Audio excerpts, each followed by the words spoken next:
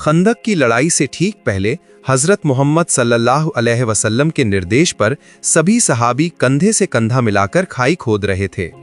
खुदाई के दौरान अचानक वहां एक सख्त पत्थर दिखाई दिया। तब सहाबी रसूलुल्लाह सल्लल्लाहु अलैहि वसल्लम के पास आए और बोले, हे अल्लाह के नबी, खाई खोदते समय एक सख्त पत्थर निकला है। तब नबी जी सल्लल्लाहु अलैहि वसल्लम ने कहा, ठीक है, मैं खुद खाई के अंदर उतरूंगा। उस समय हजरत मोहम्मद सल्लल्लाहु अलैहि वसल्लम कई दिनों से भूखे थे। खाई खोदने वाले लगभग सभी सहाबी ने 3 दिनों से कुछ नहीं खाया था। वे भूखे और प्यासे थे। इसके बाद हजरत मोहम्मद सल्लल्लाहु अलैहि वसल्लम ने एक कुदाल हाथ में ली और पत्थर पर वार किया। उसी क्षण पत्थर टुकड़े टुकड़े होकर रेत के कणों में बदल गया। नबी के सहाबी हजरत जाबिर रजी अल्लाह ताला अन्हो ने जब देखा कि विश्व नबी भूखे पेट पर पत्थर बांधे हुए हैं, तभी उन्होंने मन बना लिया कि वे अल्लाह के नबी को अपने घर में खाना खिलाने के लिए दावत देंगे। फिर वे वहां से घर लौटे और अपनी पत्नी से बोले, तुम्हारे पास खिलाने के लिए कुछ है? मैंने रसूलुल्लाह सल्लल्लाहु अलैहि वसल्लम को बहुत भूखा देखा है। इस हालत में देखकर मुझसे और बर्दाश्त नहीं हो रहा है। इसलिए मैंने फैसला किया है कि रसूलुल्लाह सल्लल्लाहु अलैहि वसल्लम को एक वक्त का खाना खिलाऊंगा। तब जाबिर रदी अल्लाह अन्हु की पत्नी ने एक बर्तन में 1 सा यानी लगभग 4 मुद, जो लगभग 1 किलोग्राम के करीब जौ था, निकाल कर कहा, इस जौ के अलावा घर में और कुछ नहीं था। जाबिर रदी अल्लाह अन्हु ने तब अपनी पत्नी से कहा, तुम जौ पीसकर रोटी बनाने के लिए आटा तैयार करो। ये बात कहकर जाबिर रदी अल्लाह ताला अन्हु सोचने लगे कि रोटी का इंतजाम तो हो ही गया, अगर साथ में और कुछ इंतजाम हो जाता तो शायद रसूलुल्लाह सल्लल्लाहु अलैहि वसल्लम बहुत खुश होते। कुछ देर बाद उन्हें याद आया कि उनके पास एक मोटा ताजा बकरी का बच्चा है। ये सोचकर उन्हें राहत मिली। अतः तुरंत वे दौड़कर हजरत मोहम्मद सल्लल्लाहु अलैहि वसल्लम के पास पहुंचे और सलाम करके चुपचाप बोले, या रसूल अल्लाह, मैं तो गरीब आदमी हूँ, मेरे पास कोई विशेष संपत्ति नहीं है, लेकिन मेरी बहुत दिनों से इच्छा है कि आपको एक वक्त का खाना अपने घर में दावत देकर खिलाऊं। अगर आप मेरी दावत कबूल कर लेते हैं तो मेरी ये आशा पूरी होगी। उनकी ये बात सुनकर हजरत मोहम्मद सल्लल्लाहु अलैहि वसल्लम ने ऊंची आवाज में सभी सहाबियों को संबोधित करते हुए कहा, सुनो है सहाबियों, तुम सब सुनो। आज मेरे जाबिर ने हमें अपने घर में खाना खाने के लिए दावत दी है। मैंने दावत कबूल कर ली है। तुम सब जल्दी काम खत्म कर लो। आज हम सब जोहर की नमाज के बाद जाबिर के घर खाना खाने जाएंगे। नबी जी की ये बात सुनकर सभी सहाबियों के चेहरे पर हंसी खिल उठी और जाबिर रदी अल्लाह अन्हु अत्यधिक खुशी से पागल से हो गए। इसलिए वे दौड़कर घर की ओर गए। फिर कुछ दूर जाने के बाद उन्हें याद आया कि यहाँ सहाबी लगभग 400 से 1000 तक हैं।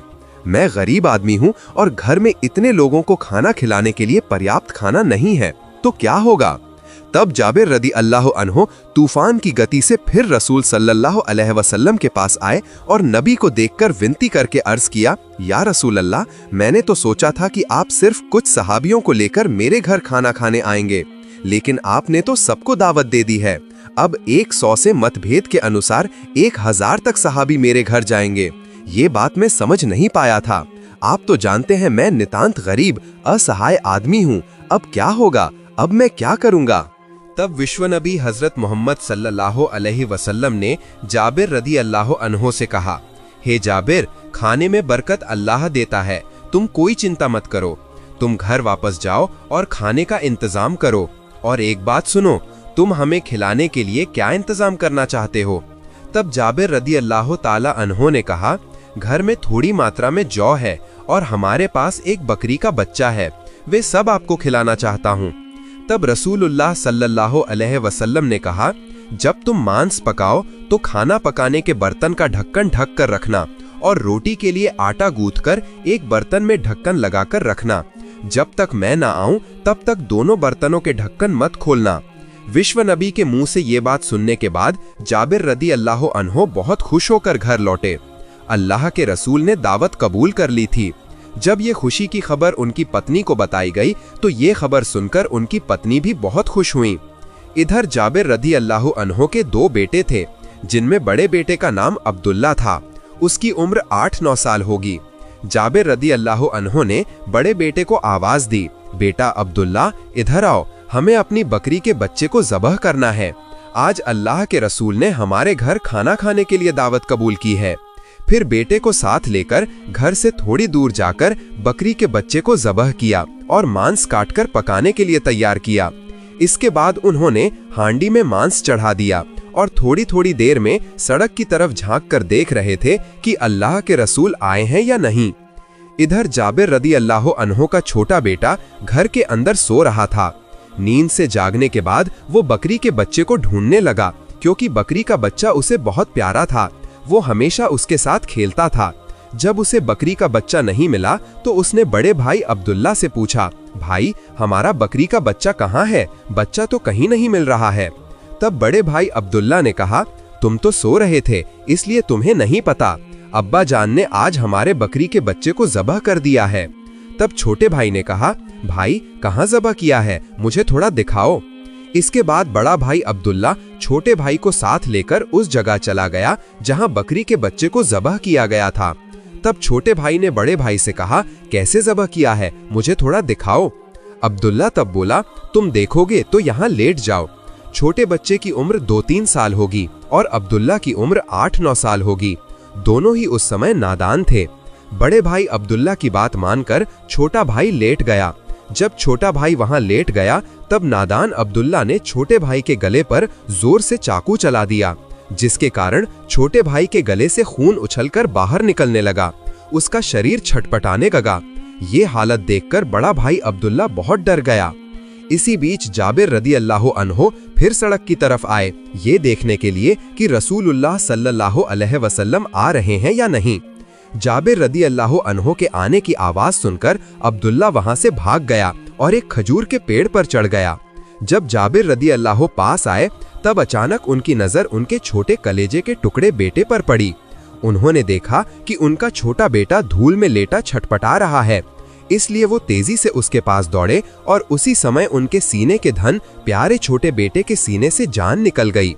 छोटे बच्चे का शरीर स्थिर हो गया और वो शांत हो गया। जाबिर रदी अल्लाह अन्हो को ये समझने में देर नहीं लगी कि ये घटना कैसे हुई है। तब जाबिर रदी अल्लाह अन्हो अपने प्यारे छोटे बच्चे को गले लगाकर रोने लगे। फिर खुद ही अपने मन को समझाया और बच्चे को लेकर पत्नी को आवाज देते हुए घर के अंदर आए। रसोई घर से पत्नी बाहर आई। उन्होंने पूछा, क्या हुआ है, क्यों चिल्ला रहे हो? तब उन्होंने रोते हुए कहा, पत्नी हमारा प्यारा बच्चा, हमारे सीने का माणिक अब नहीं रहा, वो हमें छोड़कर हमेशा के लिए चला गया है। पत्नी ये बात सुनकर बोली, नहीं ऐसा नहीं हो सकता, मैं ये मान नहीं सकती, मेरा सीने का धन हमें छोड़कर नहीं जा सकता। जाबिर रदी अल्लाह अन्हु तब पत्नी को समझाया, पत्नी सब्र करो, धैर्य रखो, बिल्कुल भी मत रो।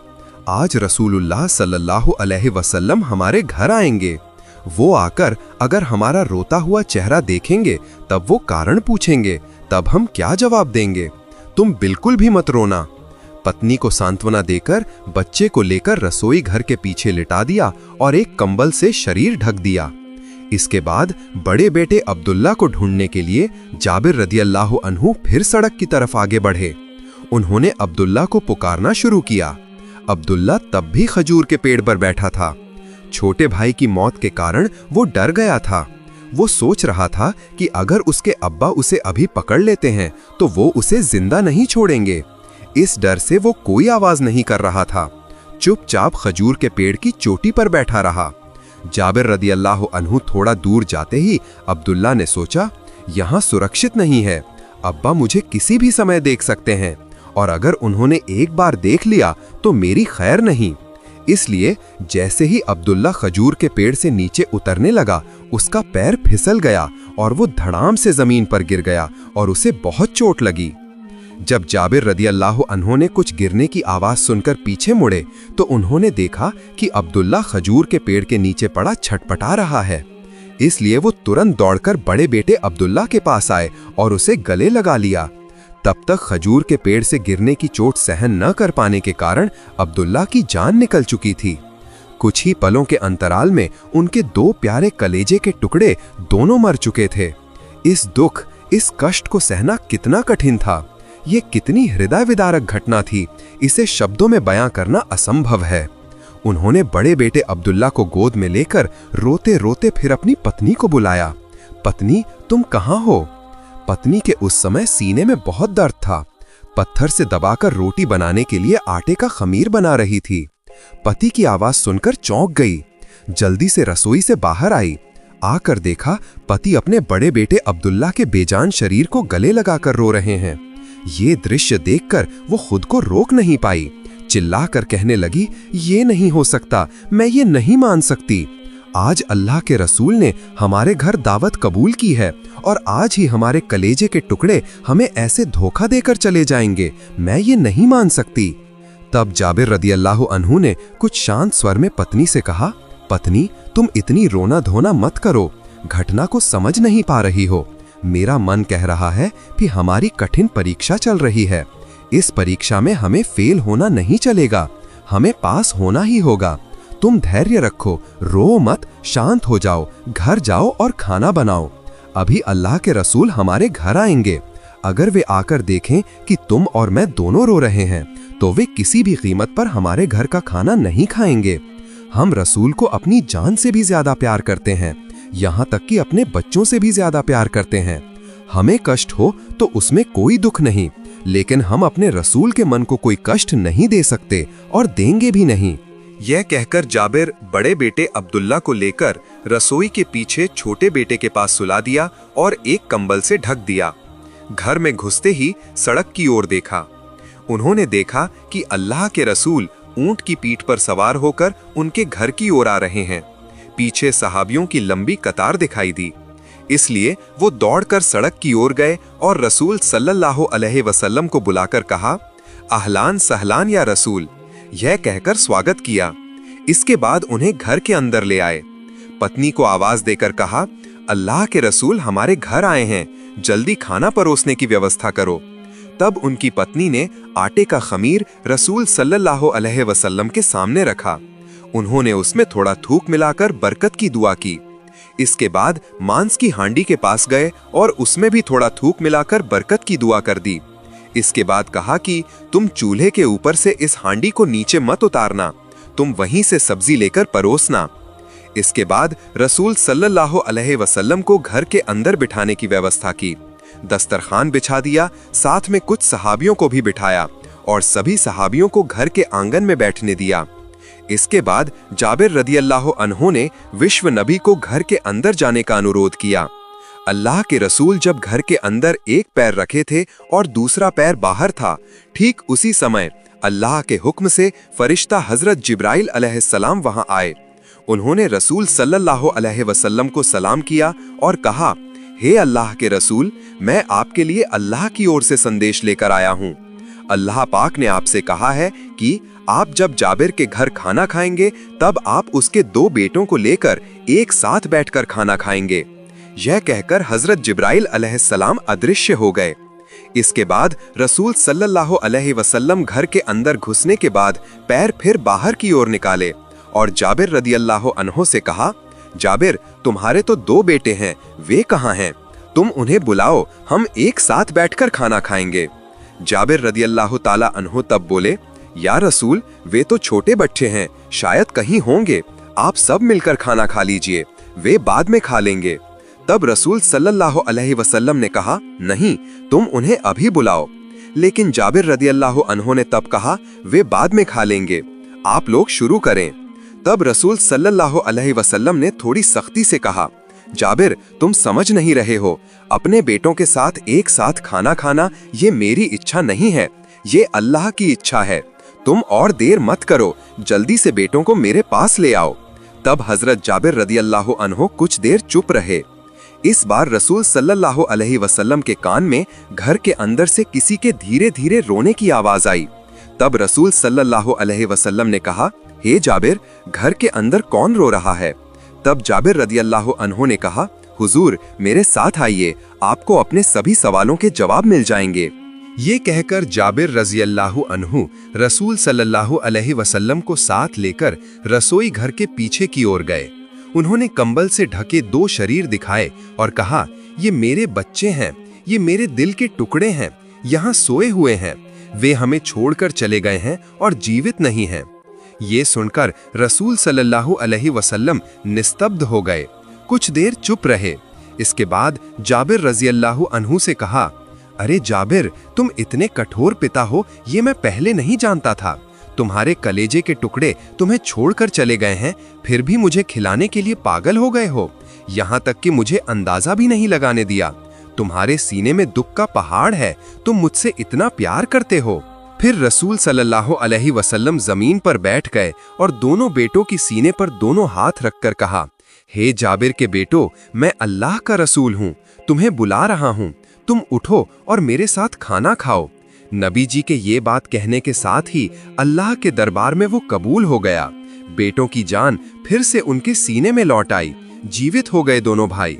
इस बार रसूल सल्लल्लाहु अलैहि वसल्लम उन दोनों भाइयों को गले लगाकर घर के अंदर लाए और खाना खाने बैठ गए। तब नबी जी ने सभी सहाबियों को संबोधित करते हुए कहा, हे सहाबियों, तुम सब सुनो, आज तुम जितनी चाहो रोटी खाओ, जितना चाहो मांस खाओ, लेकिन हड्डियां मत चबाना और चूस चूस कर खाना।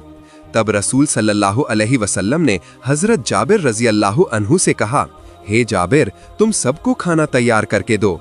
तब जाबिर रज़ियल्लाहु अन्हु ने खाने के पतीले का ढक्कन हटाकर हाथ अंदर डाला और उसमें से मांस और रोटी सबको देने लगे। इसके बाद सभी का पेट भर जाने के बाद हजरत मोहम्मद सल्लल्लाहु अलैहि वसल्लम ने हजरत जाबिर से कहा, हे जाबिर, अब तुम मांस और रोटी का ढक्कन खोलो।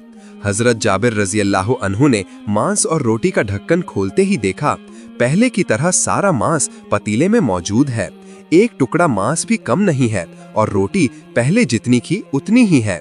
हजरत जाबिर रज़ियल्लाहु अन्हु ये दृश्य देखकर आश्चर्यचकित हो गए। इसके बाद नबी जी ने हजरत जाबिर रज़ियल्लाहु अन्हु से कहा, हे जाबिर, तुम मांस खाने के बाद सभी हड्डियां मेरे सामने ले आओ। फलस्वरूप जाबिर रज़ियल्लाहु अन्हु ने हड्डियां विश्व नबी के सामने लाकर हाजिर कर दी। इसके बाद हड्डियों को सामने रखकर नबी जी ने अल्लाह के दरबार में दुआ की। उसी समय जाबिर रज़ियल्लाहु अन्हु के छोटे बेटे की वो बकरी हड्डियों के बीच से निकलकर एक दौड़ लगाई। सुभान अल्लाह! यही था सहाबियों का नबी के प्रति प्यार। मदीना की हवा में तब एक अजीब शांति थी। खजूर के पेड़ों के पत्ते हल्की हवा में झूल रहे थे। दूर मस्जिद नबवी की ओर से अजान की ध्वनि सुनाई दे रही थी। लोग एक एक करके अल्लाह के रास्ते पर लौट रहे थे। नबी करीम सल्लल्लाहु अलैहि वसल्लम अल्लाह के संदेश फैला रहे थे, लोगों को एक अल्लाह की इबादत के लिए बुला रहे थे। लेकिन सभी खुश थे, ऐसा नहीं था। मदीना के कुछ यहूदी कबीले थे जो नबी जी की दावत बर्दाश्त नहीं कर सकते थे। उनके दिलों में ईर्ष्या और घृणा थी। उन्हीं में से एक यहूदी महिला थी जिसका नाम लुबैदा बिन्ते असाम था। वो जादू में पारंगत थी और अंधकार शक्तियों की उपासक थी। एक दिन उसने नबी जी को नुकसान पहुंचाने का फैसला किया। उसने सोचा, अगर मोहम्मद को कष्ट दिया जाए तो उनकी दावत बंद हो जाएगी, उनके अनुयायी कमजोर पड़ जाएंगे। इसके बाद एक दिन उसने चतुराई से नबी जी द्वारा इस्तेमाल की गई एक कंघी प्राप्त की। उस कंघी में नबी जी के बालों के कुछ गुच्छे थे। लुबैदा ने उन बालों को लेकर एक धागे में 11 गांठें बांधी और हर गांठ पर जादू का मंत्र पढ़ा और शैतान का नाम उच्चारण करके फूंक मारी। फिर उस गांठ बंधी वस्तु को एक खजूर के सूखे छिलके के अंदर रखकर जरवान नामक एक पुराने कुएं के अंदर फेंक दिया। उधर कुछ ही दिनों में जादू का असर पैगंबर पर दिखने लगा। वे धीरे धीरे कमजोर होने लगे। शरीर में दर्द शुरू हो गया। कभी मन उदास होता, कभी लगता कि उन्होंने कुछ किया है और कभी लगता कि नहीं किया है। सहाबा उन्हें देखकर चिंतित हो गए, लेकिन पैगंबर ने किसी को दोष नहीं दिया। वे नमाज पढ़ते, कुरान पढ़ते, दुआ करते और कहते, मेरा रब ही मेरा सहायक है। दिन इसी तरह बीत रहे थे। पैगंबर समझ गए कि कुछ अदृश्य शक्तियां उन्हें परेशान कर रही हैं। एक रात वे सो गए, तभी एक चमत्कारी घटना घटी। पैगंबर ने सपने में देखा कि 2 फरिश्ते आसमान से उतर रहे हैं। एक उनके सिर के पास बैठा और दूसरा पैरों के पास। पहले फरिश्ते ने पूछा, इस आदमी को क्या हुआ है? दूसरे ने कहा, उन पर जादू किया गया है। पहले ने पूछा, किसने जादू किया है? दूसरे ने कहा, एक यहूदी महिला नाम लुबैदा बिन असाम। पहले ने पूछा, वो जादू की चीज अब कहाँ है? दूसरे ने कहा, एक कुएं में जिसका नाम जरवान है। वहां खजूर के छिलके और गांठ वाले धागे रखे हैं। अगले दिन सुबह उठकर पैगंबर ने सहाबा को बुलाया और कहा, तुम जरवान नामक कुएं में जाओ और वहां जो कुछ भी है उसे ले आओ। सहाबा गए, वे कुएं के पास पहुंचे और देखा कि कुएं का पानी लाल था, जैसे उसमें खून मिला हो। तल में एक गांठ वाली चीज दिखाई दी, जिसमें खजूर के छिलके और बाल उलझे हुए थे। इसलिए सहाबा उसे उठाकर पैगंबर के पास ले आए।